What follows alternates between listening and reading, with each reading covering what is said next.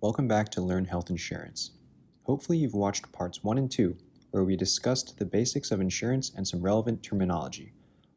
In this video, we'll review different types of health insurance plans. First, a short review. Health insurance helps people avoid catastrophic financial loss. This works because people are risk-averse and would rather pay small amounts of money for coverage and not use it than be stuck with huge bills if they are uninsured and face a medical emergency.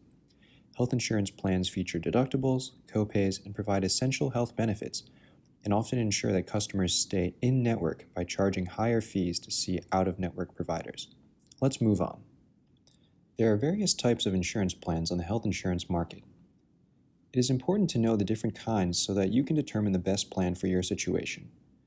Most require some form of cost sharing where the insured person has to help pay for care via deductibles and co-payments.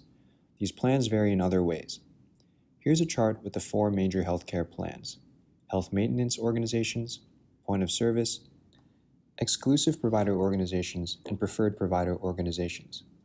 HMOs, the most affordable option, emphasize preventive care and wellness, but require coordination of your care through a primary care provider, or PCP, and referrals to see specialists.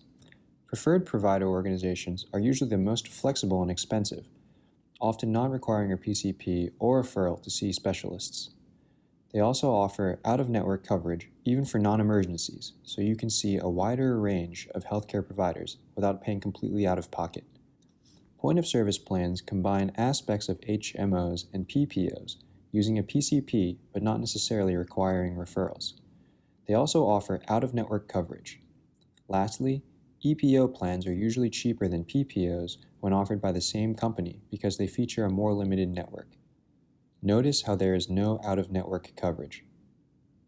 All plans have emergency coverage. You may have also heard of traditional health insurance, consumer-driven health plans, catastrophic plans, and gap plans. The general ideas of these are here, but more information can be found on our website. Also, plans standardized by the federal government are organized into so-called metal categories, where they pay on average the percentage of your healthcare costs shown here. So if you are a frequent healthcare user, you may want to enroll in a gold or platinum plan. Let's move on to paying for healthcare. We know about copays and deductibles, but sometimes the money you pay with can come from a special account. Some of the details are shown here, but notably, health savings accounts have to be associated with high deductible health plans. HRAs and FSAs are employer-driven. These accounts are special because they may be tax-advantaged or funded with help from your employer. Head over to the Learn Health Insurance website to learn more. Thanks for watching Part 3 of Learn Health Insurance. Hopefully now you understand the basics of health insurance and may feel comfortable enrolling yourself into a plan. If you are employed, ask your employer or the HR department about potential insurance options. This is a good idea because employers usually pay a part of your premiums. Otherwise, you can shop for insurance in your state-run marketplace, where plans are federally standardized and organized by metal tier. If you are looking for your state's health insurance marketplace, click here.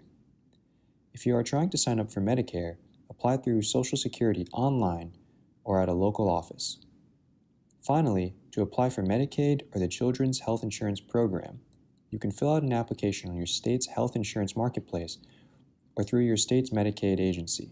Click here for more details. Be sure to click the links in the description below to rate these learning materials and to find our in-depth text resources on the Learn Health Insurance site.